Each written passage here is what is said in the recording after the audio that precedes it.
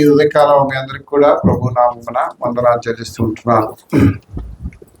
మీరందరూ బాగున్నారని నేను అనుకుంటున్నా. ఎందుకంటే జూలై నెల అయిపోయింది కదా. అయిపోయిందా?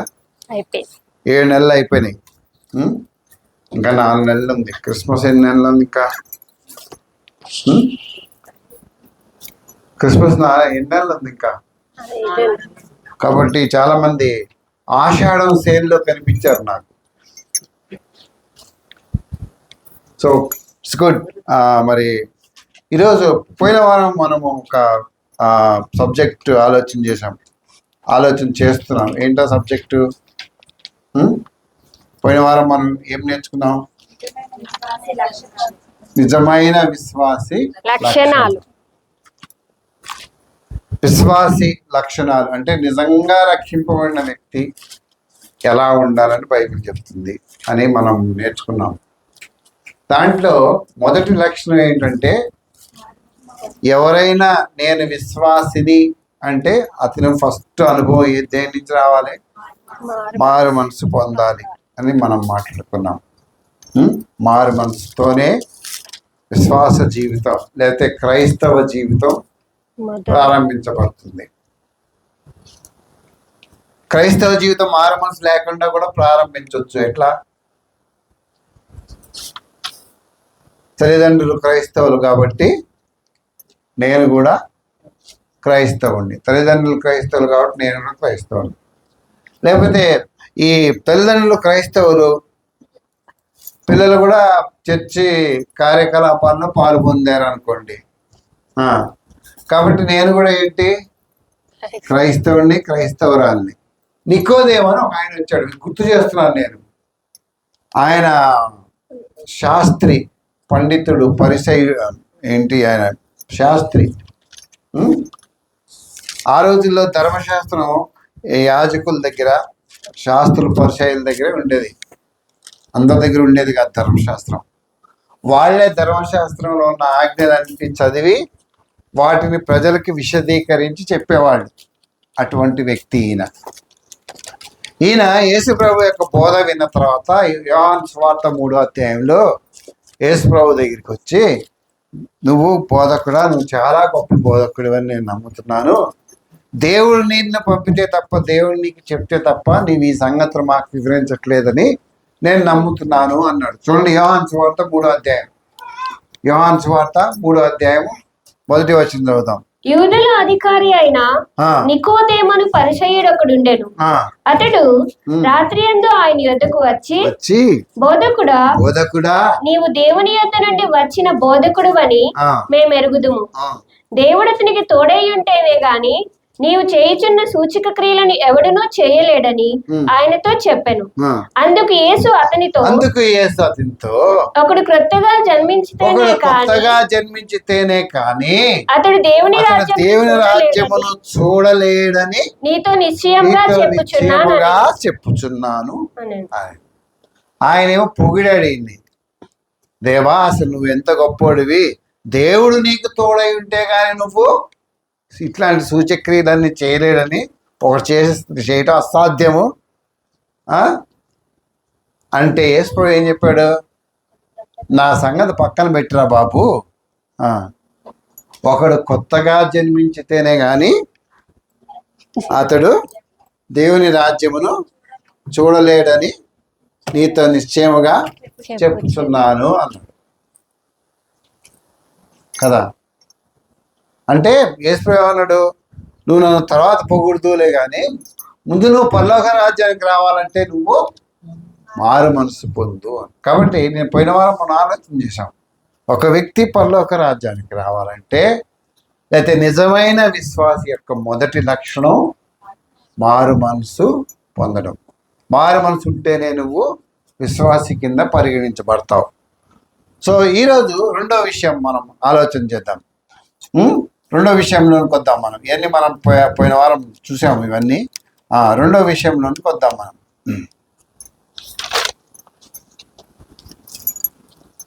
రెండో విషయం ఏంటి? నిజమైన విశ్వాసి క్రీస్తును ప్రేమించే జీవితం కలిగి ఉంటాడు. నువ్వు నిజంగా విశ్వాసి అయితే యేసుక్రీస్తుని ప్రేమిస్తావు. యోహాను సువార్త 14వ అధ్యాయము 15వ వచనం. యోహాను సువార్త 14వ అధ్యాయం 15వ వచనం. బైబిల్ తీయండి.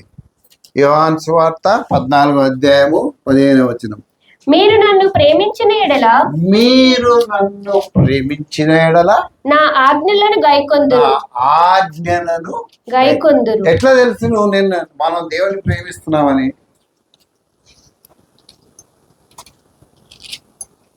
ఎట్లా తెలుసు దేవుని ప్రేమిస్తున్నామని?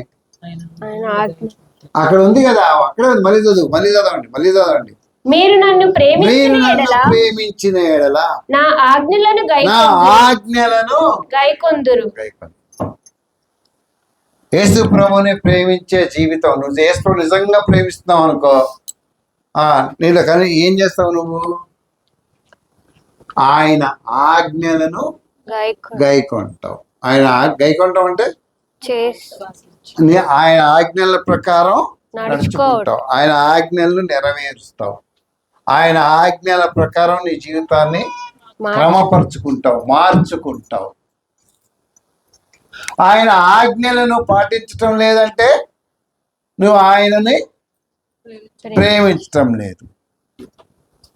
జస్ట్ సింపుల్, చాలా చాలా ఈజీ. ఆయన ఆజ్ఞ ఏంటి? ఆయన ఆజ్ఞలు ఏంటి? నీ పూర్ణ ఆత్మతో, నీ పూర్ణ మనసుతో, నీ పూర్ణ ఆత్మతో, నీ పూర్ణ హృదయం, నీ పూర్ణ బలముతో, నీ పూర్ణ శక్తితో నీ దేవుడైన యెహోవాను ప్రేమించు. అది మొదటి ఆజ్ఞ. మీకు తెలుసు కాబట్టి నేను చెప్పట్లేదు, రెఫరెన్స్ కదా. నీ పూర్ణ మనసుతోను, నీ పూర్ణ ఆత్మతోను, నీ పూర్ణ బలముతోను, నీ పూర్ణ శక్తితోను నీ దేవుడైన యెహోవాను ప్రేమించవాలన్నది మొదటి ఆజ్ఞ. రెండో ఆజ్ఞ ఏంటి? నిన్ను వలె నీ పొరుగువాన్ని ప్రేమించాలి. మొదటి ఆజ్ఞలోకి వచ్చాం. నీ పూర్ణ బలము, నీ పూర్ణ శక్తి, నీ పూర్ణ మనస్సు అంటే సంపూర్తిగా నీ దేవుడైన యెహోవాను ప్రేమించాలి. ప్రేమిస్తున్నావా? నిజమైన విశ్వాసివైతే ప్రేమిస్తావు. నువ్వు ప్రేమించట్లేదు లేదంటే నీ విశ్వాసంలో ఎక్కడ కలుషితం జరిగింది. సో ప్రేమించడం ఏంటంటే ఫస్ట్ ప్రాధాన్యత ఇస్తాం, తర్వాత తిడతాం. ఎందుకు తిడతారు? ప్రేమను బట్టి తిడతారు. ఎందుకు తిడతామంటే వాళ్ళు తప్పు చేయకూడదు అని ముందే. అయితే అది చెప్పే విధానంలో ఉంటుంది. ఇప్పుడు మనం అటు సైడ్ వెళ్ళొద్దు. కానీ మనము గనక దేవుని ప్రేమిస్తే దేవునికి ప్రాధాన్యత ఇస్తాము, విలువ నిజమైన విశ్వాసి దేవునికి విలువ ఇస్తాడు. He will value God, he will value Bible, he will value ఆయన బైబిల్కి విలువిస్తాడు, ప్రార్థనకి విలువిస్తాడు, దేవుడికి విలువిస్తాడు, సహవాసానికి విలువిస్తాడు, బైబిల్ చదవటానికి ఇష్టపడతాడు, ప్రార్థన చేయడానికి. అవి చేయిందే బయటికి పోదు, అది విలువ. ఇప్పుడు 2 ఆప్షన్స్ వస్తాయి. పొద్దున్నే 6 గంటలు రమ్మన్నాడు అనుకో, ఎవరన్నా 6 గంటలు రా పనిస్తానంటే, ఒకవేళ దేవుడికి విలువిచ్చే వ్యక్తి అయితే పొద్దున్నే లేచి 5 గంటలు లేచి బైబిల్ చదువుకొని ప్రార్థన చేసుకొని 6 గంటలకు వెళ్తాడు. దేవునికి విలువ ఇవ్వని మంచి కరెక్ట్ 6 గంటలు లేచి దులుపుకొని ప్యాంట్ షర్ట్ వేసుకొని పోతాడు. That is the difference. అది విలువ ఇవ్వటం, అది విలువ ఇవ్వటం. మీరు నన్ను ప్రేమించిన యెడల నా ఆజ్ఞలను గైకొందురు. నిజమైన విశ్వాసి దేవుణ్ణి ప్రేమిస్తాడు. యోహాను సువార్త మొదటి యోహాను పత్రికలో కొన్ని మాటలు ఉన్నాయి, చూడండి. కొన్ని మాటలు చూద్దాం. దేవుని ప్రేమించే వ్యక్తికి ఉండవలసిన కొన్ని సంగతులు. 3వ అధ్యాయం. ఇప్పుడు ఇంకొక సూచన వస్తుంది. యోహాను సువార్త మొదటి యోహాను పత్రిక.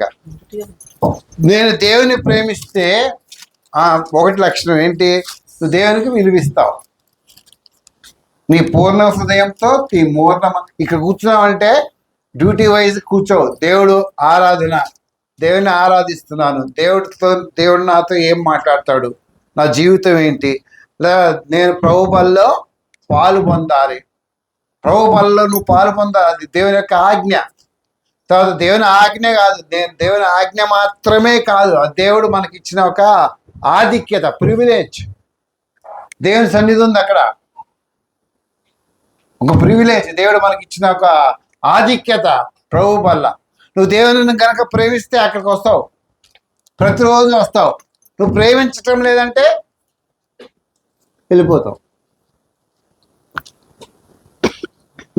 కారణాలు చాలా ఉంటాయి. నువ్వు దేవుని ప్రేమిస్తున్నావా లేదా? నిజమైన విశ్వాసి దేవుని ప్రేమిస్తాడు.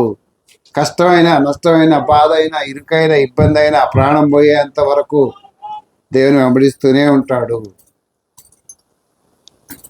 ఒక సంగతి నేను ఒక్కొక్కసారి కొటేషన్ పెడతాను. ఏం పెడతానంటే, చర్చికి నడిచి వచ్చే ఓపిక ఉన్నంత వరకు చర్చికి రా. ఇతరులు ఎత్తుకొని తీసుకొచ్చే అంత దౌర్భాగ్య స్థితికి వెళ్ళిన తర్వాత చర్చికి రావాలని నువ్వు కోరుకోవద్దు. అర్థమైందా దుబాయ్? నువ్వు చర్చికి నడిచి రాగలిగేంత నీకు అవకాశం ఉన్నంత వరకు నువ్వు చర్చికి రా. నువ్వు చర్చికి రాలేనప్పుడు ఎవరో నన్ను ఎత్తుకొని రావట్లేదు, నేను చర్చికి రావట్లేదు అంటే అర్థం లేదు. చర్చికి సమయానికి రా. That is the thing. సమయానికి రా. యోహాను సువార్తలో మనం యోహాను పత్రిక 2వ అధ్యాయంలో ఇంకొక కారణం చూపిస్తాడు. నువ్వు దేవుని ప్రేమిస్తున్నావా, లోకాన్ని ప్రేమిస్తున్నావా అని. 15వ వచనం. ఈ లోకమునైనను లోకములో ఉన్న వాటినైనను ప్రేమింపకుడి. ఎవడైనను లోకమును ప్రేమించిన ఎడల తండ్రి ప్రేమ వానిలో నుండదు. అది రెండో పాయింట్ ఏంటి? లోకమాన్ని ఎవరన్నా ప్రేమిస్తుంటే వాడు దేవుణ్ణి ప్రేమించటం లేదు, వాడు నిజమైన విశ్వాసి కాదు. అర్థమవుతుందా? ఒకవేళ ఒక వ్యక్తి లోకాన్నే ప్రేమిస్తున్నాడు అనుకో, వాడు విశ్వాసి కాదు. ఎవరైనా సరే, నేనైనా సరే, నువ్వైనా సరే, ఎవరైనా సరే, నువ్వు లోకాన్నే ప్రేమిస్తున్నావు అంటే, మళ్ళీ చదువు మా మాట. ఈ లోకమునైనను లోకములో ఉన్న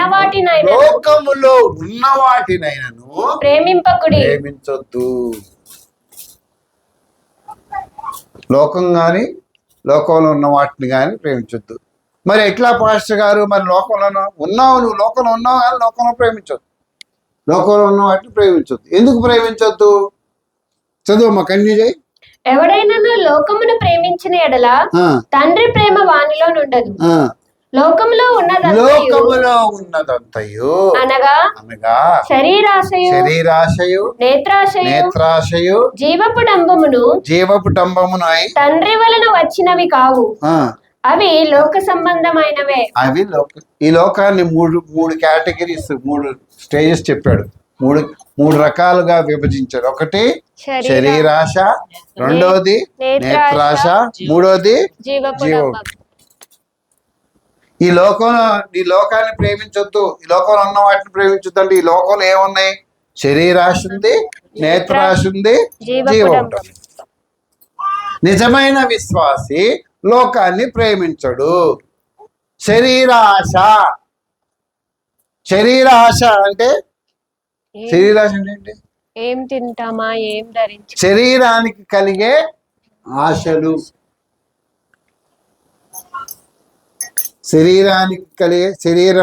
శరీరాన్ని సంతృప్తి పరుచుకునేటానికి కలిగే ఆశలు, శరీర ఆశ.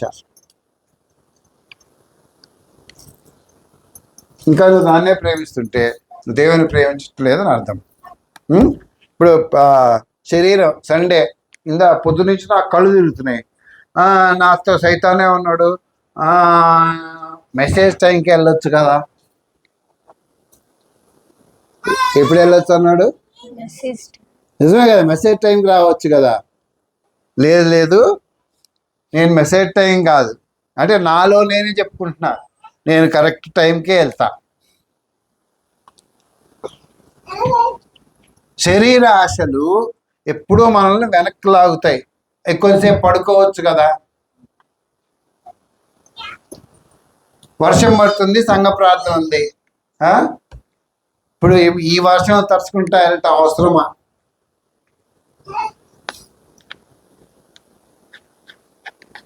అవసరమా? నువ్వు వెళ్ళకపోతే ప్రార్థన ఆగిపోద్దా? అయిపోద్దా? శరీర ఆశ నిన్ను ఆపుతుంది. నువ్వు దాన్ని ప్రేమిస్తున్నావు కాబట్టి దేవునికి దూరం అవుతున్నావు. శరీర ఆశ, శరీరం ఇంకేం చెప్పొద్దే, బాగా తిను, త్రాగు.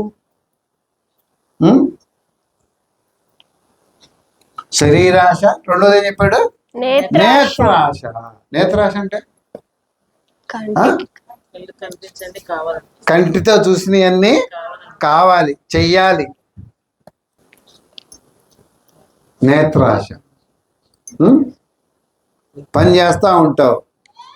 ప్రభు ఒక మాట చెప్పాడు, మనం పురుషులు పని చేస్తూ ఉంటారు. ఎవరైనా ఒక అమ్మాయి లేకపోతే ఒక ఆవిడ మన దగ్గర పని చేయటానికి వచ్చింది. పని చేయటానికి వచ్చినప్పుడు ఆ అమ్మాయిని చూస్తాడు ఈయన.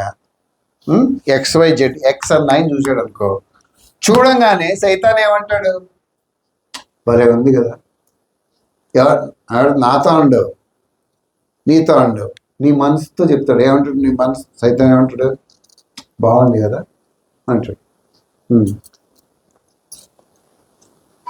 అప్పుడు నేత్రాశ కదా, బాగుంది కదా, బాగుంది బాగుంది బాగుంది. చూడు మీ ఆవిడకి అట్లుందా, మీ ఆవిడ అంత చక్కగా లేదు. ఎక్కడ లీడ్ చేస్తుంది, ఎక్కడ నడిపిస్తుంది? అక్రమ సంబంధాన్ని నడిపిస్తుంది. అందుకే చెప్పాడు, ఏం చెప్పాడు? నేత్రాశ. నువ్వు శరీరం నీ నేత్రాలతో చూసింది. యోబు ఒక మాట అంటాడు, ఏమంటాడు తెలుసా? నేను పరస్త్రీని చూడకుండానట్టు నా కళ్ళతో నేను నిబంధన చేసుకున్నాడంట ఆయన. ఇమేడ్ కవనెంట్, నా కళ్ళు నేను ఇంక వేరే వాళ్ళని చూడను. ఈ రోజుల్లో లోకం ఎంత చెడిపోయిందంటే, ఒక కల్చర్ వచ్చింది, మీకు తెలుసో తెలీదు. ఇప్పుడు ఈ సాఫ్ట్వేర్కి వస్తారు కదా, మాదాపూర్ అటు సైడ్ వెళ్తే తెలుస్తుంది. సాఫ్ట్వేర్ ఇద్దరికి ఉద్యోగాలు వచ్చినాయి కదా. ఇప్పుడు ఏంటి, అంతకుముందు వేరు వేరు బాయ్స్ వేరు గర్ల్స్ వేరు ఉంటున్నాయి. ఇప్పుడు అట్లా ఉన్నట్లా ఒక అపార్ట్మెంట్ తీసుకొని, సింగిల్ బెడ్రూమ్ తీసుకొని ఒక అమ్మాయి ఒక అబ్బాయి ఉంటున్నారు. అంటే వాళ్ళు నచ్చి కాదు, అట్లా డబ్బులు సేవ్ చేద్దామని. అది అక్రమ సంబంధానికి దారితీస్తుంది. ఇంకొక కల్చర్ వచ్చింది, చాలా భయంకరం. Sharing wife, share and care అని ఒక పేరు పెట్టారు దానికి. Share and care. ఎక్స్ తన భార్యని ఒకరోజు వై దగ్గర పంపిస్తాడు ఒక నైట్, వై అదే నైట్ తన భార్యని ఎక్స్ దగ్గర పంపిస్తాడు. XW ప్రోగ్రామ్, XWP అని ఉంటుంది. అంటే ఎక్స్చేంజ్ వైఫ్ ప్రాజెక్ట్.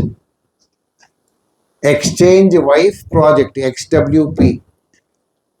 ఎక్స్ ఈ రాత్రి వై దగ్గరికి తన భార్యను పంపిస్తే వై తన భార్యని ఎక్స్ దగ్గరికి పంపిస్తాడు. మళ్ళీ నార్మల్, ఎవరి తర్వాత ఎవరిని బ్రతకాలి, మళ్ళీ తర్వాత ఇంకా మళ్ళా నెక్స్ట్ ఇష్టపడితే మళ్ళా అట్లా. ఆ తర్వాత ఒకవేళ ఆ ఎక్స్కి ఏ పరిచయం అవుతాడు, అప్పుడు ఈసారి ఏం చేస్తాడు? ఎక్స్ భార్యని ఏకి పంపించి, ఏ దగ్గర పంపించి ఏ భార్యని తన దగ్గర తెచ్చుకుంటాడు. ఎందుకు జరుగుతున్నాయి? నేత్రాశ. ఇంత భయంకరం. నిజమైన విశ్వాసి వీటి నుంచి బయటికి వస్తాడు. ఏం చూడాలి నువ్వు? యేసు ప్రభువు ఏం చెప్పాడు 5వ అధ్యాయంలో మత్తయి సువార్తలో? వ్యభిచారం అంటే ఏంటి అంటే ఒక డెఫినేషన్ ఇచ్చాడు. చూడండి, మత్తయి సువార్త 5వ అధ్యాయం 28. చదువు. నేను మీతో చెప్పినదేమనగా, పైన చదువు. వ్యభిచారం చేయవద్దని చెప్పబడిన మాట మీరు విన్నారు కదా. వ్యభిచారము చేయవద్దని చెప్పబడిన మాట మీరు విన్నారు కదా. నేను మీతో చెప్పున్నదేమనగా ఒక స్త్రీని మోహపు చూపుతో చూచు ప్రతివాడును అప్పుడే తన హృదయమందు ఆమెతో వ్యభిచారం చేసిన వాడు అగును. మరి పురుషుడు చూస్తే, స్త్రీ చూస్తే స్త్రీకి లేదా లేదా స్త్రీ చూడొచ్చా? స్త్రీ కూడా చూడకూడదు. స్త్రీకి కూడా అదే రూల్. స్త్రీకి కూడా అదే రూల్. సగం సగం డ్రెస్సులు వేసుకొని తిరుగుతున్నారు కదా. భర్త దగ్గర చూపించాల్సినవి భర్త మాత్రమే చూడాల్సినవి అని శరీరాన్ని బయటోడు చూపిస్తారు. భర్త దగ్గర ఏం వేసుకొని తిరుగుతున్నారు? ఏం వేసుకొని తిరుగుతున్నారు చెప్పండి. మీరు వేసుకొని తిరుగుతారు కదా, నైటీలు వేసుకొని తిరుగుతారు. ఏంటంటే ఆయన ఏం చూడకూడదు నేను అసలు. అమ్మో, ఆయన చూస్తే ఎట్లా? మళ్ళీ వెళ్ళేటప్పుడు ప్రజలందరూ చూసుకుంటా ప్రజలందరికి అది వేడుక. అందుకే ఏం చేస్తున్నారు? That is the reason. ఒక ఆయన ఒక రీసెర్చ్ చేశాడు మన లక్నో నుంచి ఒకతరు. ఏం చేశాడంటే, ఎందుకు వీళ్ళు తప్పు చేస్తున్నారు, భర్తలు ఎందుకు అక్రమ సంబంధాలు పెట్టుకుంటున్నారంటే భార్యల దగ్గర వాళ్ళకి స్వతంత్రం లేదు.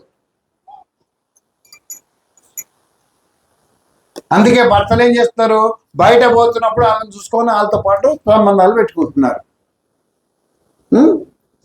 మాకు కంఫర్ట్గా ఉంటుందండి. ఉండొచ్చు కంఫర్ట్. బయట వాడికేమో చూపించుకుంటా పోతావు కదా. ఈ మాట వాడుతున్నందుకు నన్ను క్షమించండి. ఇంట్లో ఉన్న భర్త దగ్గర మాత్రం చాలా మొత్తం ఇక్కడి నుంచి ఇక్కడ మొత్తం అసలు ఆయన అది ఏందో పరపు, అది ఏం వర్డ్ వాడాలో నాకు తెలియట్లే. ప్రభు ఏం చెప్తున్నాడు? మోహపు చూపుతో చూచు ప్రతివాడు అప్పుడే తన హృదయమందు ఆమెతో వ్యభిచారం చేసిన వాడగును. కాబట్టి నేత్రాశ ప్రభువు నుంచి నిన్ను దూరం చేస్తుంది. దేవుని ప్రేమిస్తే నువ్వు నేత్రాశని వదిలిపెడతావు. You leave it. ముఖ్యంగా ఈ లేబర్ పని, తర్వాత ఈ పబ్లిక్ పనులు చేస్తున్న వాళ్ళకి ఈ బాధలు ఉంటాయి. వీళ్ళు పాపంలో పడిపోయే ఛాన్సెస్ ఉంటాయి. పాపంలో పడిపోయి పాపంలో వెళ్ళిపోయే అవకాశాలు ఉంటాయి. ఆఫీస్లో, వర్క్ ప్లేస్లో, ఎక్కడైనా సరే ఉంటాయి. మనమేమో మా దేవుని ప్రేమించగా సైతాన్ని ఈజీగా పడగొడతాడు. నేను మీకు ఒక ఉదాహరణ చెప్తాను. మన లోపల తొందరగా చాలామంది ఇప్పుడు వర్షంలో పోయి తడిసామనుకో, నేనుగా వీరస్వామి గారు పోయామనుకో, వర్షంలో పోయి తడిసాము. వర్షంలో పోయి తడిసి బాగా వచ్చి ఇంటికి వచ్చాం. ఇంటికి వచ్చి బట్టలు మార్చుకున్నాం, అంత అయిపోయింది. ఆ వర్షంలో తడిసింది కొంచెం సేపు అయిన తర్వాత నాకు తుమ్ములు రావటం మొదలు పెడతాయి. ఆయన మాత్రం హ్యాపీగా ఉంటాడు. నాకు జ్వరం వస్తుంది, ఆయనకి జ్వరం రాదు. ఎందుకు ఆయనకి జ్వరం రాలేదు, నాకు జ్వరం వచ్చింది అంటే ఆయనకి ఇమ్యూనిటీ పవర్ ఎక్కువ ఉంది. ఇమ్యూనిటీ పవర్ అంటే రోగ నిరోధక శక్తి ఆయనకి ఎక్కువ ఉంది, నాకు తక్కువ ఉంది. నువ్వు ఎందుకు పాపంలో ఎందుకు పడిపోతున్నావు అంటే నీకు రోగ నిరోధక శక్తి లేదు. దేవునితో సరైన సంబంధం నాక అని వెళ్ళిపోతావు. దేవునితో నీకు సంబంధం లేదనుకో నువ్వు పడిపోతావు, అక్కడే ఉండిపోతావు. అట్లనే చూస్తా ఉండిపోతావు. అట్లా ఒకసారి నేను జయకుమార్ ఎక్కడి నుంచో వస్తున్నాం, ట్రైన్లో వస్తున్నాం.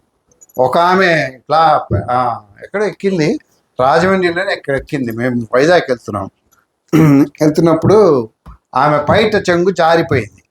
అట్లనే కూర్చొని ఉన్నాను ఆమె. అట్లనే కూర్చోంది. జై నాకు అన్న అక్కడ చూడు అని చూపించాడు. హే అవన్నీ మనకెందుక, ఆమె ఆ షో కేసులో పీస్ లాగా ప్రదర్శన ఇస్తుందన్న. మనోడు ఏం చేశాడు సార్, పెద్ద కర్చీఫ్ తీసుకెళ్ళి ఆమె మీద వేసాడు. పెద్ద కర్చీఫ్ ఉంటుంది కదా, అది తీసుకెళ్ళి ఆమె చెస్ట్ మీద వేసాడు. అప్పుడు ఆమె సిగ్గుతో సారీ సార్ అని వేసుకుంది. నీకు వ్యాధి నిరోధక శక్తి ఉంటే ఓకే, నువ్వు ఎక్కడ తిరుగు, ఏమన్నా చూడు, ఏమన్నా చెయ్యి. సినిమాలు ఎందుకు చూడొద్దు అంటారు అంటే నీకు వ్యాధి నిరోధక శక్తి లేదు, నువ్వు పడిపోతావు. ఇప్పుడు సినిమాల్లో చూపించిన సీన్లే కదా, డ్రమ్ములు వేసి చంపటం, కుక్కర్లో వండడం, మసాలాలు వేసి కదా, మొత్తం ఇంజక్షన్లు ఇవ్వటం. ఇప్పుడు వరాకి తెలిసి ఏ ఇంజక్షన్ ఇస్తే ఎవరు చేస్తాడు మనకు తెలియదు కదా. తెలుసా తెలీదా?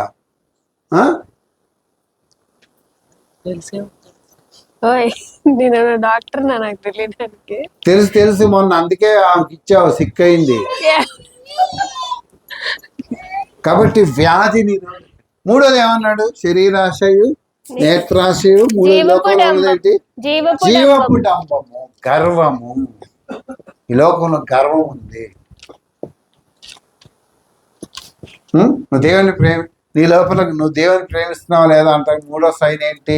నీ లోపల గర్వం ఉంటే నీవు నిజమైన విశ్వాసివి కావు. నేను కాదు, వాక్యమే చెప్తుంది ఆ మాట. గర్వం ఉంది. గర్వం దేన్ని బట్టి? ఏదో సంథింగ్ గర్వం. నేను బాగా పాడగలను, నేను చాలా హైట్, నాకు బాగా బలం ఉంది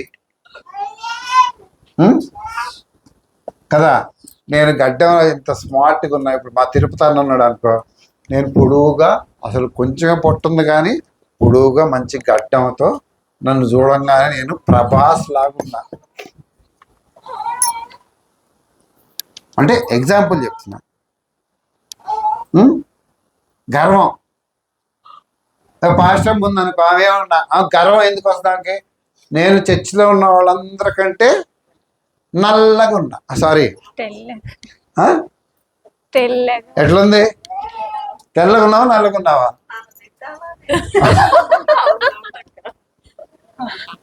తెల్లగా ఉంది. ఇప్పుడు వీరన్న ఏమనుకుంటాడు? చర్చిలో ఎవరు కూడా నాతో పోటీకి రాలేరు. ఇట్లా ఇట్లా ఒక్క ఏళ్ళతో ఇట్లా.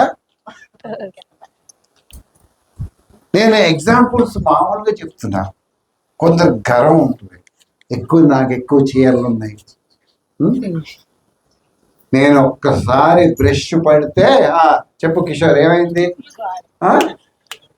ఆ చివరి నుంచి ఈ చివరి దాకా ఏ సేవలకు దిగను.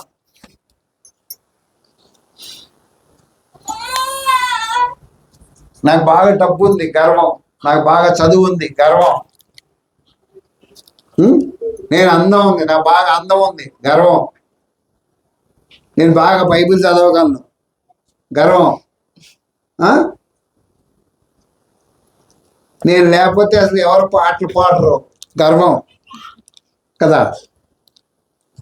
Why all this things? నువ్వు గనక దయచేసి గమనించండి, నిజమైన విశ్వాసిలో ఏముండదు? గర్వం ఉండదు. నువ్వు ఏమన్నా చెయ్యి, నువ్వు దేవుని కోసం ఏం పని చేసి.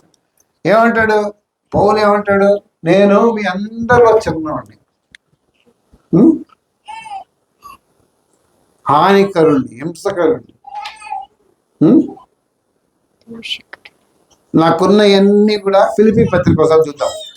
ఫిలిప్పీ పత్రిక 3వ అధ్యాయం 10వ వచనం చూద్దాం ఒకసారి. ఫిలిప్పీ పత్రిక 3వ అధ్యాయం 10వ వచనం. అక్కడ ఏమంటాడు? ఆయన గురించి ఆయన చెప్పుకుంటాడు. ఫిలిప్పీ సంఘాన్ని చెప్తాడు. 3వ అధ్యాయం ఫిలిప్పీ పత్రిక 3వ అధ్యాయం 10వ వచనం ఒకసారి చూడండి. ఏ విధము చేతనైనను మృతుల్లో నుండి నాకు పునరుద్ధానం కలుగవలెనని ఆయన మరణ విషయంలో సమానానుభవము గలవాడనై ఆయనను ఆయన పునరుద్ధాన బలమును ఎరుగు నిమిత్తము ఆయన శ్రమలలో పాలివాడనగుట ఎట్టిదో ఎరుగు నిమిత్తము సమస్తమును నష్టపరుచుకొని వాటిని పెంటతో సమానముగా ఎంచుకొనిచున్నాను. అది దేంతో సమానంగా ఎంచుకుంటున్నాడు? పెంటతో. ఆయనకి ఏమున్నాయి? ఆయనకి ఒకటి, ఆయనకి ధర్మశాస్త్రం అంతా తెలుసు, మొత్తం కంటతో వచ్చు. దాని ప్రతి ఆజ్ఞ, ప్రతి పదం యొక్క భావం తెలుసు. గమానియేలు అనే ఒక ప్రొఫెసర్ దగ్గర, ఆయన పాదాల దగ్గర కూర్చొని వాక్యం నేర్చుకున్నాడు. 2, మూడవది ఆయన రోమా పౌరుడు, రోమా పౌరసత్వం, రోమన్ సిటిజన్షిప్ అంటే చాలా విలువైంది అన్నమాట. రోమా పౌరుడు. 4వది ఆయన పండితుడు.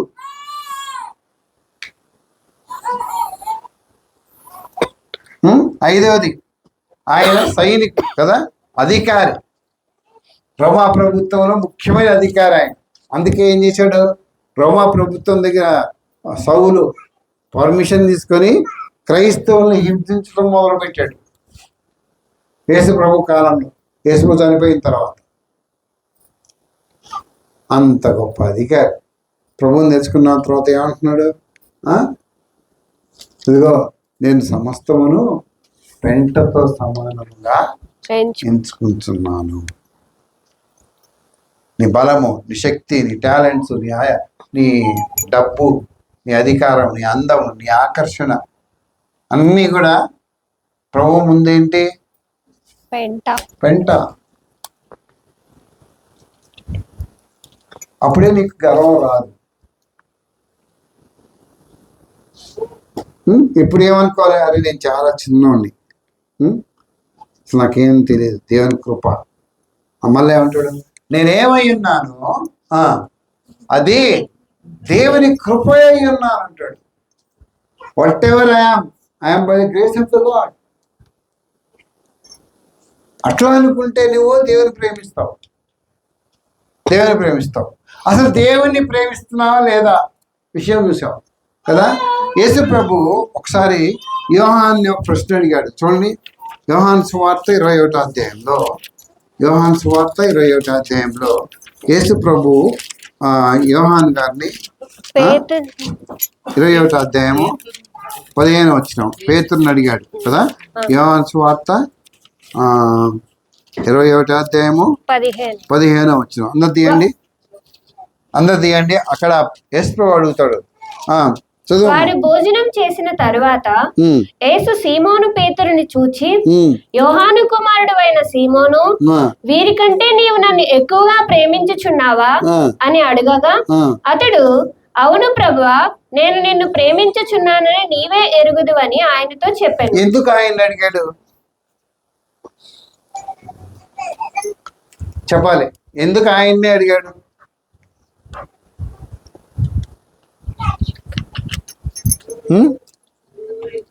ఇంకెవరు లేరా ఆడ? 11 మంది ఉన్నారు కదా. 11 మంది బండ మీద సంఘం కట్టుకున్నాడు కాబట్టి ఆయన అడిగాడా? యోహాను అనేది కడగలా. పోనీ మత్తయి ఉన్నాడు, లూకా ఉన్నాడు, మార్కు ఉన్నాడు, జబదేయి కుమారులు ఉన్నారు, యాకోబు ఉన్నాడు, యోహాను ఉన్నాడు, బర్తిలోమయి ఉన్నాడు, తోమా ఉన్నాడు, ఆయన ప్రశ్నించి చంపినోడు. అసలు నువ్వేనా, నీ గాయాల్లో నేను ఏలు పెడితే కానీ నేను నమ్మను అన్నోడు ఉన్నాడు. మరి వాళ్ళందరిని వదిలే అక్కడ భోజనం ఏర్పాటు చేసిన యోహాను ఉన్నాడు అక్కడ. ఎందుకు ఈయన అడిగాడు ఆ మాట? ఇది చెప్పండి, ఎందుకు అడిగి ఉంటాడు? దుబాయ్ పేదలు కొంచెం చురుగ్గా అంటే యాక్టివ్ ఉండేవాడు. ఓకే, ఇంకా యేసు ప్రభు ఏం చెప్పినా వెంటనే రియాక్ట్ అయ్యేవాడు, జవాబు చెప్పేవాడు కదా. మనలాగా పప్పు మూతలాగా కూర్చునేవాడు కాదు. మిగతా 11 మంది నోరు మూసేసుకున్నా ఏం చేసి చదివాడు. ఇంకోటి ఏం తెలుసా, యేసు ప్రభుని ఎరగనని ముందే వాళ్ళందరూ పారిపోయారు, కానీ ఈత బొంకాడు కదా. యేసు ప్రభు నేను ఎరగనని చెప్పేశాడు. అదొకటి. ఇంకొక కారణం ఏంటి, 21వ అధ్యాయం మొదటి వచ్చింది చదవండి. అక్కడ ఒక కారణం ఉంటుంది. అటు తరువాత యేసు తిబెరియా సముద్ర తీరమున శిష్యులకు మరలా తన్ను ప్రత్యక్షపరచుకొనెను. ఆయన తన్ను ప్రత్యక్షపరచుకొనిన విధం ఏదనగా, సీమోను పేతురును, దిదుమా అనబడిన తోమాయు, గలిలయలోని కానా అని ఊరివాడగు నతనయేలును, జబదయ్య కుమారులను, ఆయన శిష్యుల్లో మరి 2 కూడి ఉండేది. సీమోను పేతురు, నేను చేపలు పట్టబోదునని వారితో అనగా వారు మేమును నీతో కూడా వచ్చేదము అని వారు వెళ్ళి దోణి ఎక్కిరి కానీ ఆ రాత్రి ఏమీయో పట్టలేదు. 7 ఉన్నారు యేసు ప్రభుతో పాటు. 7 ఉండగానే ఈయన ఏం చెప్పాడు వాళ్ళతో? అరే భయ్ అయిపోయింది, ఏదో అయిపోయింది. ఎందుకు అయిపోయింది? యేసు ప్రభు మనతో లేడు. అంతకుముందు యేసు ప్రభు ఉన్నప్పుడు మనం ఏం తింటే అది, రోజు నాన్ వెజ్జే. ఎవరో ఒకళ్ళు మనకి భోజనం పెట్టేవాళ్ళు అప్పట్లో, యేసు ప్రభుతో పాటు పెట్టేవాళ్ళు కదా. నేను మీకు చాలాసార్లు చెప్పాను, యేసు ప్రభుతో పాటు దాదాపు 30 మంది ఉండేవాళ్ళు శిష్యులతో కలిపి. కాబట్టి ఎవరు పెట్టినా 3 పూటలు చక్కగా వీళ్ళకి కావాల్సింది వాళ్ళ ఆచార వ్యవహారాల ప్రకారము ప్రతిదీ కూడా సమకూర్చేవాళ్ళు. వీళ్ళు భోజనం గురించి చింతపడాల్సిన అవసరమే లేదు. ఇప్పుడేమైంది? యేసు ప్రభు వెళ్ళిపోయాడు, 11 మంది శిష్యులు చెదిరిపోయారు, ఒకరు చచ్చిపోయాడు, 11 మంది ఉన్నారు. 11 మందిలో ఇదిగో ఇక్కడ 7 కనిపిస్తారు మనకి. ఈ 7 కలిసి ఎక్కడికి వెళ్ళారు? సముద్ర తీరానికి వెళ్ళాడు. వెళ్ళి వాళ్ళకి తెలుసు కదా, వెళ్ళి దాంట్లో కూర్చున్నారు, వాళ్ళు జాలరు కాబట్టి. అప్పుడు ఈ పేతురు ఏమన్నాడు? అరే భయ్ నేను పోయి చేపలు పట్టుకుంటా ఇక అన్నాడు. ఎందుకు చేపలు పట్టుకుంటా అన్నాడు? చెప్పండి, ఎందుకు పట్టుకుంటా అన్నాడు? అయిపోయింది, ఏదో అయిపోయింది. ఏరా కిరా చేపలు పట్టుకుని వెళ్ళి చేపలు తీసుకొచ్చి మళ్ళీ వాటిని అమ్మి నా బతుకేదో నేను బ్రతుకుతా, అంతేనా? అంటే మిగతా వాళ్ళు ఏమన్నారు? నడువు అన్నా, మేము కూడా వస్తాం, మేము కూడా అమ్ముకున్నాం రా, సరే పదండ్రా పై, అందరం పట్టుకొని వచ్చి అందరం తిందాం పోయారు. అంటే ఏం చేశాడు పేతురు? సంఘాన్ని బలహీనపరిచాడు. అంతకుముందేమో యేసు ప్రభు తెలవదని చెప్పాడు. ఆ తర్వాత సంఘాన్ని, అంటే సంఘం అంటే శిష్యుల్ని బలహీనపరిచాడు. సంఘంలో ఈ రకమైన ప్రజలు ఉంటారు. ఏం వెళ్తావు,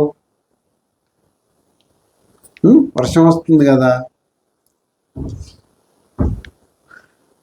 నడుము నొప్పి కదా, ఏం వెళ్తావులే.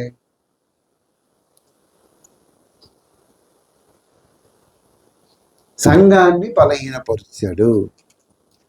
నిజమైన విశ్వాసమైతే సంఘాన్ని కానీ, నీ కుటుంబాన్ని కానీ, సంఘస్థులను కానీ నువ్వు బలహీనపరచవు. You never discourage them. వాళ్ళని నిరాశపరచవు, నువ్వు ప్రోత్సహిస్తావు.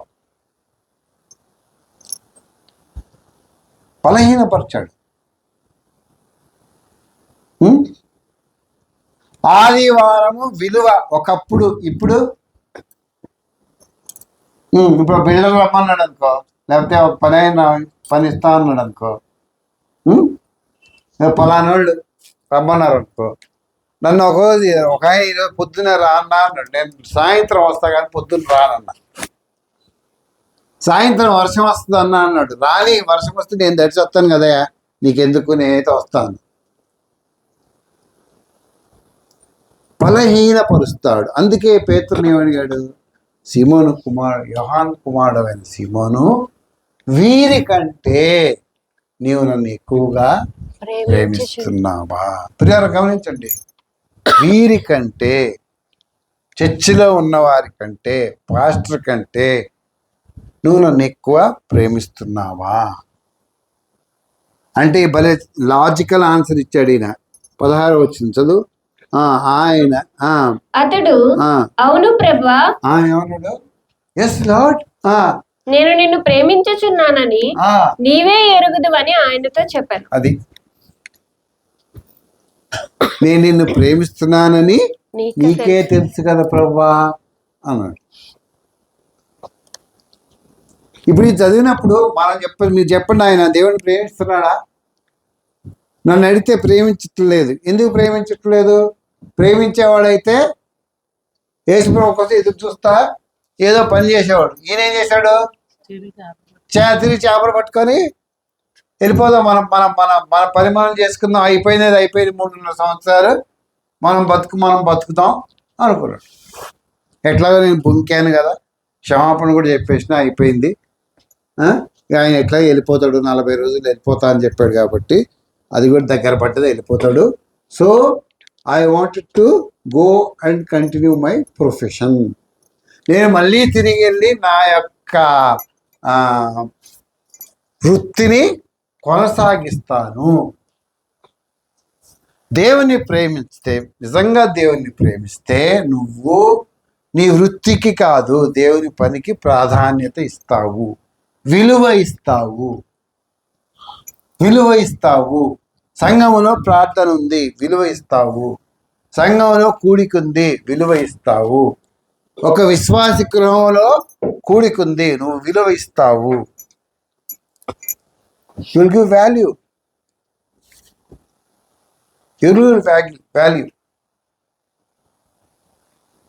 సంఘ ఆరాధన ఉంది, విలువ ఇస్తావు. నువ్వు కమిట్మెంట్, ఇప్పుడు మనం చాలాసార్లు కొన్ని కమిట్మెంట్స్ అంటే తీర్మానాలు చేస్తుంటాం. రైట్, నేను ఈ పని చేస్తా, నేను ఈ పని చేస్తా. కానీ నువ్వు ఎవరితో చేస్తున్నావు తీర్మానం తెలుసా?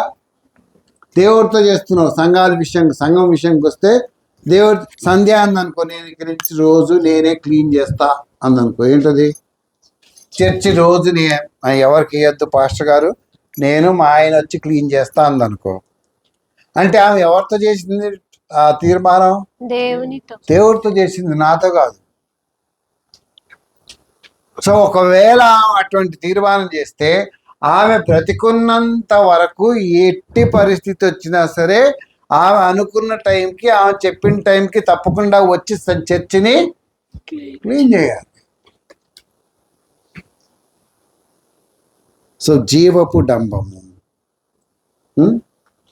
కదా, జీవపు డంబం ఏంటి? దేవుని కంటే ఇతర విషయాలు ఎక్కువ చూపిస్తుంది. ఒక విశ్వాసిగా శరీరాశ, నేత్రాశ, జీవపు డంబము, వీటిని కనుక నువ్వు వదిలిపెట్టకపోతే నువ్వు ఏం చేస్తున్నావు? నువ్వు దేవుణ్ణి ప్రేమించటం లేదు. ఆ కింద ఒక మాట రాసిన చదవండి. నేను యేసుని ప్రేమిస్తే ఫస్ట్ చదవమ్మా. క్రీస్తుని ప్రేమించేవాడు, అది కాదు, యేసుని ప్రేమించడం అంటే ఆయన ఆజ్ఞలను గైకొనడం. అది ఆయన ఆజ్ఞలను గైకొనడం. ఏంటి ఆయన ఆజ్ఞలు? ఇందాక మనం చెప్తున్నాం. నీ పూర్ణ హృదయంతో, దీన మనసుతో, నీ పూర్ణ శక్తితో, నీ పూర్ణ బలంతో నీ దేవుడైన యెహోవాను దేవునికి విలువ ఇవ్వటం, దేవుని ప్రేమించటం, దేవుని వాక్యానికి విలువ ఇవ్వటం. దేవుని, నాకు వేరే మైకే ఉంది, ఇది బాగా గుచ్చుకుంటుంది. దేవుని కృపకి విలువ ఇవ్వటం, దేవుని సన్నిధికి విలువ ఇవ్వటం, దేవుని యొక్క ఏమంటారు పనికి, దేవుని వాక్యానికి, దేవుని మాటలకి విలువ ఇవ్వటం, వాల్యూ. మనం దేవుడు అంటే పారిపోతాం, ప్రార్థన అంటే పారిపోతాం, వాక్యం అంటే పారిపోతాం కదా. Will run away from out. ఎందుకో భయం, మనకి భయం కాదు, మనము దేవుని వాక్యానికి విలువ ఇవ్వట్లా. దట్స్ వై మనం పారిపోతాం. కానీ నిజంగా దేవుని కనుక నువ్వు ప్రేమిస్తే నువ్వేం చేస్తావు? దేవునికి విలువ ఇస్తావు. నిజమైన విశ్వాసం ఇప్పటికైనా సరే అయిపోయింది. దేవునికి విలువ ఇవ్వండి. ఈరోజు నువ్వు ఇక్కడ ఉన్నావంటే, ఈరోజు నువ్వు ఇక్కడ కూర్చున్నావంటే, ఈరోజు నువ్వు భయంకరమైన పాపం చేయకుండా చక్కగా నీ కుటుంబంతో ఆరోగ్యంగా నువ్వు ఉన్నావంటే దేవుని కృప. అవునా కాదా? దేవుని కృపేనా? నీ తోటోళ్ళు త్రాగి రకరకాల రోగాలకు గురై చాలామంది చచ్చిపోయారు, చాలామంది ఇబ్బందుల్లో ఉన్నారు, చాలా కుటుంబాలు చెదిరిపోయాయి. అవునా కాదా? అయితే నువ్వు, నీ కుటుంబం ఈరోజు ఇక్కడ కూర్చొని ఉన్నారు. ఎందుకు కూర్చొని ఉన్నారు? దేవుని కృప. మరి అటువంటి దేవుడికి నువ్వు ఎంత విలువ ఇవ్వాలి? ఆయనకి? ఎంత నీ తోటి వాళ్ళకి నీతో పాటు చదువుకున్న వాళ్ళకి లేకపోతే నీతో పాటు ఆడుకున్న వాళ్ళకి రక్షణ లేదు. వాళ్ళకి ఏ స్పృహ తెలియదు. చాలా మంది చచ్చిపోయారు. నువ్వు మాత్రం అట్లాగే ఉన్నావు. ఎందుకున్నావు? God's grace. దేవుని తన ప్రణాళికలను చేర్చుకున్నాడు. అందుకే నువ్వు ఆయన ప్రేమించాలి. ఆయన విలువ ఇవ్వాలి. ఇప్పుడు నీ కుటుంబం ఉంది. నీ కుటుంబంలో ప్రభువుని తెలుసుకుని ఒక్కదాన్ని తెలుసుకుని నువ్వు ఒక్కడే తెలుసుకున్నావు అనుకో. ఎందుకు నీ ఒక్కడే అవకాశం ఇచ్చాడు? దేవుని కృప. ఆ దేవుడు నిన్ను ప్రేమించాడు. నువ్వు అర్థం చేసుకోవాలి. అర్థం చేసుకుంటే నేను దేవునికి విలువ ఇవ్వగలవు. నీ భర్త ఏంటి అనేది నువ్వు అర్థం చేసుకుంటే, నీ భర్త యొక్క విలువ ఏంటో నీకు అర్థమైతే, నీ భర్త యొక్క గొప్పతనం ఏంటో నువ్వు అర్థం చేసుకుంటే నువ్వు తప్పకుండా ఆయనకి విలువ ఇస్తావు. Definitely you value. నీకు అర్థం కానంత వరకు ఆయన యంత్రం అనుకున్నావు అనుకో, అట్లాగే ఉంటావు. ఏంటి భర్తకున్న విలువ ఏంటంటే భారతదేశంలో what is the value for husband? Number 1, భర్త ఉన్నాడు అనుకో, ఏం పెట్టుకోవచ్చు చెప్పండి? నేను చెప్తా. పూలు పెట్టుకోవచ్చు. భర్త లేకపోతే భర్త ఉన్నాడు అనుకో, యూ విల్ బి ఫస్ట్ ఉంటావు అన్నిట్లో. ఏ ప్రోగ్రామ్ వచ్చినా ముందుకు టకటకటక నడిచి వెళ్ళిపోతావు. అది శ్రీమంతం కానీ, పెళ్లి కూతురు చేయటం కానీ, ఇంకోటి కానీ యూ విల్ బి ఫస్ట్ కదా. ముందు వెళ్తావు, ముందెళ్ళి అన్నీ చేస్తావు. నిన్నే పిలుస్తారు. అదే భర్త లేకపోతే విల్ బి సిట్టింగ్ బ్యాక్. భర్త ఉంటే సమాజంలో విల్ హ్యావ్ యువర్ వాల్యూ. నీకు వాల్యూ ఉంది, విలువ ఉంది. నువ్వు ఎన్ని డ్రెస్సులు వేసుకొని ఎట్లా తిరిగినా ఎవడే వండవు. భర్త లేకపోతే ఏం డ్రెస్సులు వేసుకుంటావు? వైట్ బ్లాక్ వేసుకొని తిరుగుతావు.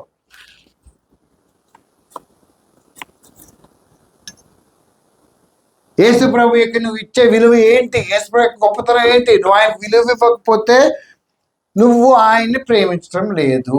You're not loving God.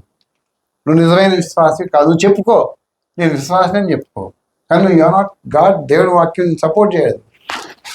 Don't support you. ఆయన ప్రేమించాలి. మనము ఆయన ప్రేమిస్తే ఇప్పుడు నిజంగా ఇప్పుడు నేను మా మావిడిని ప్రేమిస్తున్నాను అని నేను చెప్పా. ఇప్పుడు థియరీ ఇక్కడి నుంచి చాలా చెప్పొచ్చు. ఇప్పుడు నేను ఆమెను ప్రేమిస్తున్నాను, ఆమె బర్త్డే వచ్చింది, ఏం చేస్తాను అప్పుడు? ఏం చేస్తాను? బర్త్డే వచ్చింది, ఏదో గిఫ్ట్ కొంటారు. ఆమె తెలవకుండా ఏదో గిఫ్ట్ కొంటారు. లేదా ఆమె బాగలేదు అనుకుందాం. అప్పుడు నా రెస్పాన్సిబిలిటీ ఏంటి? I will go and take care. ఆ దగ్గరికి వెళ్ళే విషయంలో శ్రద్ధ తీసుకుంటాం.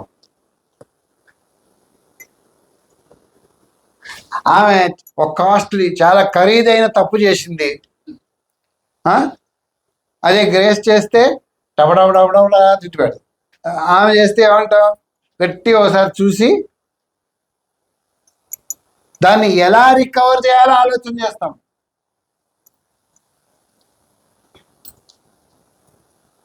ఒకసారి నేను ఏం చేశానంటే ఊరితో ఉంగరం పెట్టుకెళ్ళాను. మంచి ఉంగరం అది. వచ్చేటప్పుడు పైనకి ఎక్కి పడుకున్నా. ఇంటికి వచ్చి చూసేపాటికి ఉంగరం లేదు. అంటే ఏమైంది? ఆ ఉంగరం ఊడిపోయి ఆ బెడ్లో పడిపోయింది. పోనీ మాధవి చెప్పిందా? చెప్పలే. తీసుకొని బ్యాగ్ వేసుకొని వెళ్ళిపోయింది. ఇంతవరకు ఆ ఉంగరం రాలేదు. ఇప్పుడు ఆ భర్త కాబట్టి ఉంగరం పోగొట్టాడు. ఇప్పుడు ఏం చేస్తుంది? అదే టోనీ వాడు పోగొట్టినట్టయితే ముందే వాడికి. That is love. బాగా అర్థం చేసుకోండి. నువ్వు దేవుని ప్రేమిస్తున్నావా? దేవుని కోసం ప్రయాసపడతావు. దేవుని ప్రేమిస్తావా? దేవునికి విలువ ఇస్తావు. దేవుని ప్రేమిస్తున్నావా?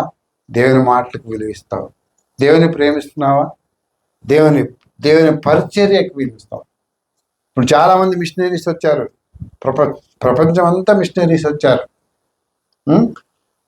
తోమా గారు యేసుప్రభుని అడిగాడు, నువ్వెవరు అంటే, నువ్వు ఎక్కడికి వెళ్తున్నావు ప్రభా అంటే యేసుప్రభు అన్నాడు, ఒక ఆన్సర్ చెప్పాడు ఆయనకి. ఏంటి? నేనే మార్గమును సత్యమును జీవమును. ఆ ఆన్సర్ పట్టుకొని భారతదేశానికి వచ్చాడు. వచ్చి భారతదేశానికి రాగానే ఏమన్నారు? అసతోమ సద్గమయ అన్నారు. దేవా, అసత్యములో నుంచి సత్యమును. ఈయనేమన్నాడు అప్పుడు? యేసు ప్రభువే సత్యం, మార్గము సత్యము జీవం అన్నాడు. తమసోమ జ్యోతిర్గమయ, దేవా చీకట్లో నుంచి మమ్మల్ని వెలుగులోకి నడిపించు అంటే ఈయనేమన్నాడు? యేసు ప్రభువే వెలుగు అన్నాడు. మృత్యోర్మాం అమృతంగమయ అంటే మరణం నుంచి మమ్మల్ని బయటికి తీసుకొని రా. యేసు ప్రభువే నేనే మార్గమును సత్యమును జీవము, నిత్య జీవం ఇచ్చేవాడిని నేను అన్నాడు. యేసు ప్రభు చెప్పిన ఈ ఒక్క మాట తీసుకొని తోమా గారు క్రీస్తు శకం 52వ సంవత్సరంలో ఉత్తర భారతదేశంలో ప్రవేశించి సువార్త చెప్పాడు. మనకు సువార్త బ్రిటిష్ వాళ్ళు తేలేదు, లేకపోతే ఇంకొకరు తేలేదు, అమెరికా నుంచి రాలేదు. తోమా తీసుకొచ్చాడు మనకు సువార్త. అనుమానించిన తోమా, యేసుప్రభుని నీ గాయాల్లో ఏలు పెట్టి చూస్తే కానీ నేను నమ్మనని చెప్పిన తోమా, యేసుప్రభు మాట పట్టుకుని 52వ శతాబ్దంలో, మా మొదటి శతాబ్దంలోనే 52వ సంవత్సరంలో భారతదేశానికి కేరళ సైడ్ వచ్చి సువార్త చెప్పాడు. మనం ఏమనుకుంటాం? బ్రిటిష్ వాళ్ళు తీసుకొచ్చారు వీళ్ళకి సువార్త, అమెరికా వాళ్ళు తీసుకొచ్చారు. అప్పుడు అమెరికా ఎక్కడుందండి? అమెరికా 15వ శతాబ్దంలో వచ్చింది. 1500 సంవత్సరంలో అమెరికాను కనుక్కున్నారు. 1400 సంవత్సరాలకు ముందే దేవుడు తోమాని పంపించి సువార్త చెప్పాడు. మనం ఎందుకు వచ్చాడు తోమా? దేవుని ప్రేమించాడు కాబట్టి వచ్చాడు. 76వ సంవత్సరంలో ఆయన మద్రాస్ నగరంలో ప్రార్థన చేస్తుంటే మౌంట్ థామస్ అని పర్వతం ఉంది ఇప్పుడు, ఆ కొండ మీద కొందరు ఆయన ఈటతో కొట్టి చంపేశారు. ప్రభువు కోసం ఎందుకు చనిపోతున్నారు ప్రజలు? దేవుడికి విలువ ఇచ్చారు కాబట్టి, దేవుడు ప్రేమిస్తున్నారు కాబట్టి. నువ్వు నిజమైన విశ్వాసం అయితే నువ్వు వెనక్కి పోవు, దేవుని పనికి ముందుకు వస్తావు. నీ పని ఏదో అక్కడ పెట్టి నువ్వు ముందుకు వస్తావు, కారణాలు ఎత్తుక్కోవు.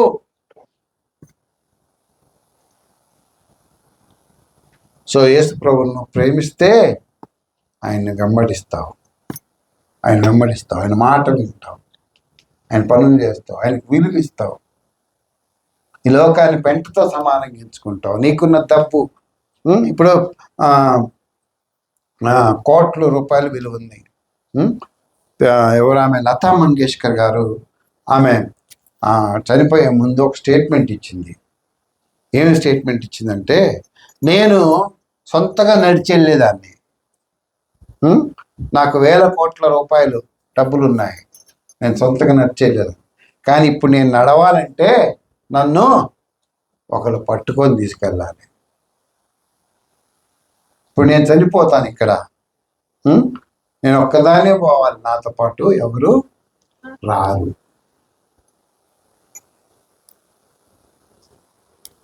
కాబట్టి కదా ఈ లోక సంబంధమైన వాటి వెనకాల పరిగెత్తకుండా, లోక సంబంధమైన వాటిని వెంబడించకుండా, లోక సంబంధమైన వాటికి విలువ ఇచ్చుకుంటూ, దేవుడి దీనికి ఇచ్చిన అవకాశాలు పోగొట్టుకోకండి.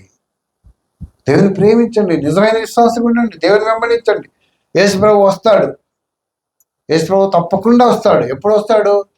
ఈ ఈ ఈ మనం ఇక్కడి నుంచి వెళ్ళకముందే రావచ్చు. ఆయన వస్తాడు, మనం తీసుకొని వెళ్తాడు. ఆయన ఒకవేళ ఇప్పుడు వచ్చి మనం బ్రతికుండగానే యేసు ప్రభు వస్తే మనం ఆటోమేటిక్గా మనకు తెలియకుండానే మనం ఒక బూరధ్వని వింటాం. ఆ బూరధ్వని విధంగానే మన ఈ శరీరము మహిమ శరీరంగా మార్చబడుతుంది. ఇదిగో ఇప్పుడు మన చేతికున్న ఉంగరాలు, మన మెడలో ఉన్న గొలుసులు, కాళ్ళకున్న పట్టీలు, డ్రస్సులు, వాచ్లు అన్నీ కింద పడిపోతాయి. మహిమ శరీరం అలా రూపు నుంచి వెళ్ళిపోతాం. లేదు, ఆయన రాలేదు, మనమే ముందు చచ్చిపోయాం. మనమే ముందు చచ్చిపోతే పరలోక రాజ్యానికి వెళ్తాం. సరే, ఎట్లయినా ఆయన దగ్గరికి వెళ్తాం. వెళ్ళిన తర్వాత అక్కడ ఒక తీర్పు జరుగుతుంది. ఆ తీర్పుని ఏమంటామంటే మనం విశ్వాసుల క్రియల తీర్పు అంటారు. విశ్వాసుల క్రియల తీర్పు. విశ్వాసులు మాత్రమే ఉంటారు. 7 సంవత్సరాలు విందు అన్నాం కదా, ఆ విందులో ఫస్ట్ పార్ట్ ఏంటి? విశ్వాసుల క్రియల తీర్పు. గాడ్ విల్ ఏమంటారు, count your deeds, what ever you have done for him. నా కోసం నువ్వేం చేశావు, నువ్వు చర్చికి వెళ్ళావా లేదా, నువ్వు బైబిల్ చదివావా, నువ్వు ప్రార్థన చేసావా, నువ్వు మంచి బట్టలు వేసుకున్నావా, నువ్వు సందా ఇచ్చావా లేదా, నువ్వు మ్యూజిక్ పాటలు పాడావా, అవన్నీ అడగడు. అది కాదు ఆయనకు కావాల్సింది. ఆయనకు కావాల్సింది ఏంటి? నువ్వు నా కోసం ఏం వదిలిపెట్టావు, నువ్వు నా కోసం ఎంతమందిని నడిపించావు, ఎన్ని ఆత్మలు తీసుకొచ్చావు, వాటికి నువ్వు ఆన్సర్ చెప్పాలి. నేను కానీ మీరు కానీ we cannot escape from that judgement. మనకేం దాంట్లో ఏమి మనకి ఎగ్జంప్షన్ లేదు,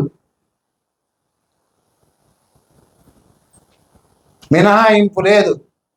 రక్షింపబడిన ప్రతి ఒక్కరు కూడా నిలబడాలి అక్కడ, ప్రతి ఒక్కరు నిలబడాలి అక్కడ. మన పేరు పిలుస్తాడు, వెళ్తాము. ఇదిగో ఏం లెక్క పెడతాడు ఆయన, నీకు ఎన్ని అవకాశాలు ఇచ్చాను నేను? 100 అవకాశాలు ఇచ్చాను. అంటే ఉదాహరణ, 100 మందికి నువ్వు సువార్త చెప్పే అవకాశాన్ని నేను ఇచ్చాను. ఎంతమందికి సువార్త చెప్పావు? నెంబర్ 1 ఆన్సర్ చేయాలి నువ్వు. నాకు 100 మందికి ఎక్కడ ఇచ్చావు ప్రభా? ఎందుకు ఇవ్వలేదు? నిన్ను బస్సులో వెళ్తున్నావు, నీ పక్కన కూర్చున్నావు, వాళ్ళకి సువార్త చెప్పావా? లేదే. పెట్రోల్ గురించో రాజకీయాల గురించి మాట్లాడుకున్నావు, సినిమాల గురించి మాట్లాడావు. లేకపోతే నువ్వు పనికి వెళ్ళావు, పని దగ్గర నీ పని వాళ్ళు ఉన్నారు. అంటే పని వాళ్ళు అంటే నీ కొలీగ్స్, సహా పని వారు ఉన్నారు, వాళ్ళకి సువార్త చెప్పావా? లేదు. నీ ఇరుగు పొరుగు వారు ఉన్నారు, వాళ్ళకి సువార్త చెప్పావా? లేదు. నీ బంధువులు ఉన్నారు, వాళ్ళకి సువార్త చెప్పావా? లేదు. నీ స్నేహితులు ఉన్నారు, వాళ్ళకి సువార్త చెప్పావా? ర్యాపిడోలో వెళ్ళావు, డ్రైవర్కి సువార్త చెప్పావా? God will definitely bring all those things. నువ్వు సువార్త చెప్పటానికి దేవుడు ఎన్ని అవకాశాలు ఇచ్చాడో, నిన్ను ఎంతమందిని వాళ్ళతో కల్పించాడో, వాటందరి విషయంలో లెక్క తప్పకుండా నేను అడుగుతాను. తప్పకుండా నేను అడుగుతాను. వాళ్ళు అడగరు, ఏంటి నీ దేవుడి గురించి చెప్పు. ఇప్పుడు నయమాను దగ్గర చిన్నది ఉంది. నయమాను కానీ ఆయన భార్య కానీ నయమాను పిల్లలు కానీ ఆ చిన్నదాన్ని సలహా అడిగారా? లేదు. చెప్పాలి, సలహా అడిగారా? అడిగారా? అడగలే కదా. 2వ రాజుల గ్రంథమా? 5వ అధ్యాయం. 2వ రాజుల గ్రంథం 5వ అధ్యాయం. ఒకసారి చూద్దాం. బహుశా అడిగి ఉంటాడేమో మన బైబిల్లో. ఏమ్మా చిన్నదానా, ఏమైనా ఉన్నాయా, నాకు ఏమైనా మందులు ఉన్నాయా కదా, షారోన్ అక్క ఏమైనా మందులు ఉన్నాయా అని అడిగాడు ఏమో. చూద్దాం ఒకసారి. అడిగాడా? 2 కింగ్స్ చాప్టర్ 5 ఫస్ట్ వర్స్ చదవమ్మా. సిరియా రాజు సైన్యాధిపతి అయిన నయమాను అని ఒకడు ఉండెను.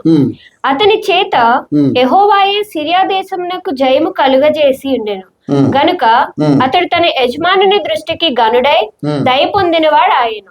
అతడు మహాపరాక్రమశాలి అయి ఉండెను గాని అతడు కుష్ఠరోగి. ఇవన్నీ ఆయన చెప్పుకొచ్చాడు.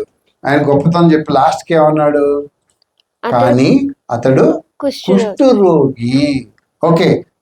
సిరియన్లు గుంపులు గుంపులుగా బయలుదేరి ఇశ్రాయేలు దేశం మీదకి పోయి ఉండిరి. వారచ్చటి నుండి ఒక చిన్నదాన్ని చెరగొని తేగా అది నయమాను భార్యకు పరిచారం చేయుచుండెను.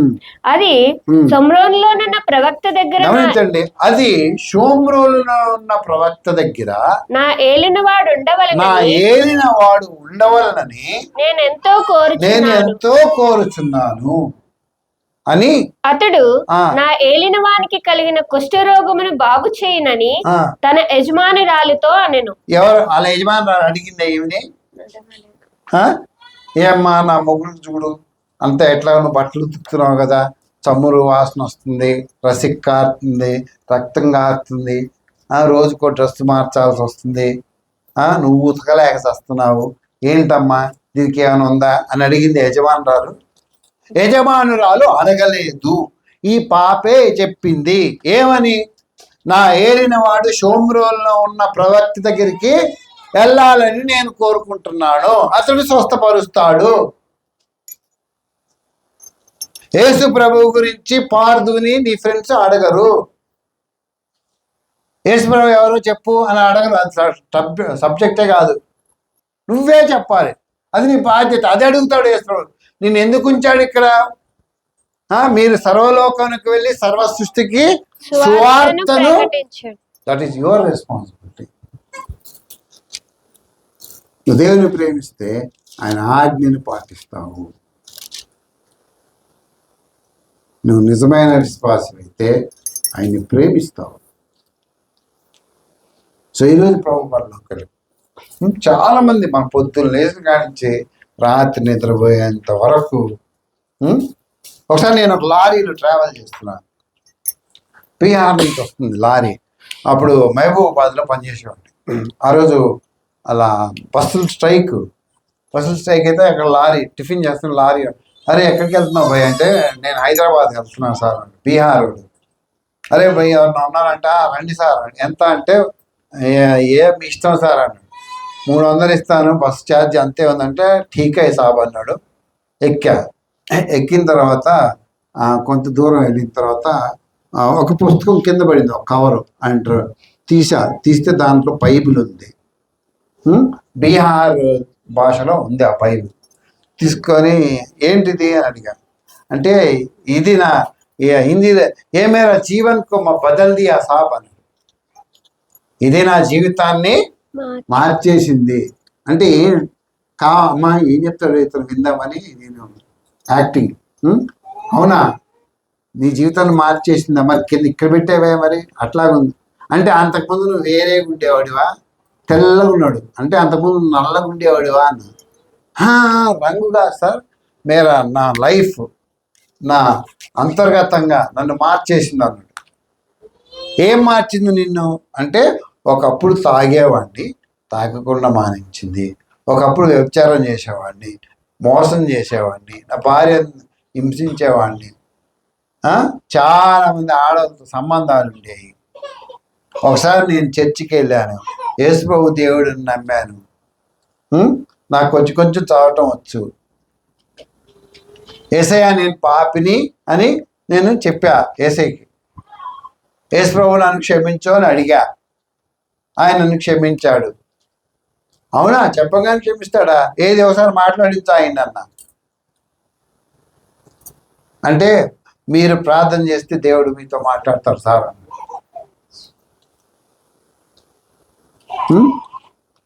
నువ్వు అందరికి ఇట్లా చెప్తావా? మై సబ్జెక్ట్ ఐసీ బోల్తూ అన్నాడు. అందరికీ సువార్త చెప్తా నేను.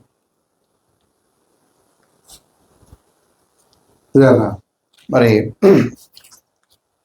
దేవుడు నిన్ను అడగబోయేది అదే, దేవుడిని ప్రేమిస్తున్నావా? నిజమైన విశ్వాసి దేవుణ్ణి ప్రేమిస్తాడు. దేవుణ్ణి ప్రేమిస్తే దేవుని ఆజ్ఞలు పాటిస్తాడు. దేవుణ్ణి ప్రేమిస్తే దేవునికి విలువ ఇస్తాడు. వాల్యూ. వాక్యం చదువుతాడు, ప్రార్థన చేస్తాడు, సువార్త చెప్తాడు, యథార్థంగా బతుకుతాడు, పాపం నుంచి పారిపోతాడు.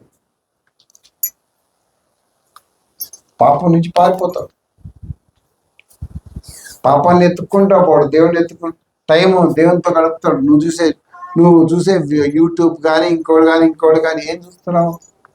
అన్నీ మారిపోతాయి, నీ చూపులు, నీ క్రియలు. కాబట్టి ఈ సమయంలో ప్రభువులోకి మనం వెళ్ళే ముందు నిజమైన విశ్వాస యొక్క 2వ లక్షణం, క్రీస్తుని ప్రేమిస్తాడు. మొదటి లక్షణం మారు మనసు పొందుతుంటాడు. 2వ లక్షణం క్రీస్తుని ప్రేమిస్తాడు, క్రీస్తుకు విలువిస్తాడు, క్రీస్తుని వెంబడిస్తాడు, క్రీస్తు కోసం బ్రతుకుతాడు, అవసరమైతే తన ప్రాణం పెడతాడు, సువార్త చెప్తాడు. ఇందులో లాభాపేక్ష ఉండదు. నేను సువార్త చెప్పాను కదా, సువార్త చెప్తే ఏమైనా ఇస్తాడంటే ఎవడేమివ్వడు. లాభాపేక్ష లేకుండా చాలా యథార్థంగా దేవుని కోసం పనిచేస్తాడు. ఒక మాట దేవుని కోసం చెప్పాడంటే అది నెరవేరుస్తాడు. తనకు నష్టం కలిగినా వాడు ఏమంటాడు ప్రకటన సామెతల్లో తనకు నష్టం కలిగినా వాడు పట్టించుకోడు, పనిలో ఉంటాడు వాడు. కాబట్టి సమయం తీసుకొని దేవుని సన్నిధిలో ఈ రెండో లక్షణం నీలో ఉందా? నువ్వు దేవుని ప్రేమిస్తున్నావా? ప్రేమిస్తే దేవా నేను ప్రేమిస్తున్నానని చెప్పు. 3 మాటలు అడుగుతాడు అక్కడ. ఒకటి ఏంటి? పేతురు, నువ్వు నన్ను ఫీలియో ప్రేమతో ప్రేమిస్తున్నావా, లేకపోతే ఇరోస్ ప్రేమతో ప్రేమిస్తున్నావా, లేకపోతే అగాపే ప్రేమతో ప్రేమిస్తున్నావా? ఫీలియో ప్రేమ అంటే నువ్వు నన్ను ప్రేమిస్తే నేను నిన్ను ప్రేమిస్తాను, నువ్వు నాకు చాయిస్తే నేను నీకు చాయిస్తా. ఇరోస్ ప్రేమ భార్యాభర్తల ప్రేమ, ఆకర్షణతో కూడిన ప్రేమ. నా అవసరం నువ్వు తీరిస్తే నీ అవసరము నేను తీరుస్తా. నువ్వు నాకు డ్రెస్ కొనిస్తే నేను నిన్ను సంతోషపరుస్తా. ఈరోజు ప్రేమ అది కాదు. 3సారి కూడా అడిగాడు, నువ్వు నన్ను నిజంగా ప్రేమిస్తున్నావంటే అగాపే ప్రేమ, నిస్వార్థమైన. నువ్వు నన్ను ప్రేమించినా ప్రేమించకపోయినా నేను మాత్రం నిన్ను ప్రేమిస్తూనే ఉంటా. అది కావాలి దేవుడు. పౌలు జీవితంలో, మన శిష్యులందరి జీవితంలో, దేవా నేను నీకోసం నేను నిన్ను ప్రేమిస్తాను, నీ ప్రాణం పెడతా. సమయం తీసుకొని ప్రభు సన్నిధిలో రెండవ లక్షణం, నిజమైన విశ్వాసి దేవుణ్ణి ప్రేమిస్తాడు. దేవుని ప్రేమిస్తున్నావా? దేవుడి మాటలు మనం వెనికిడిలో దీవించును గాక. ఆమేన్.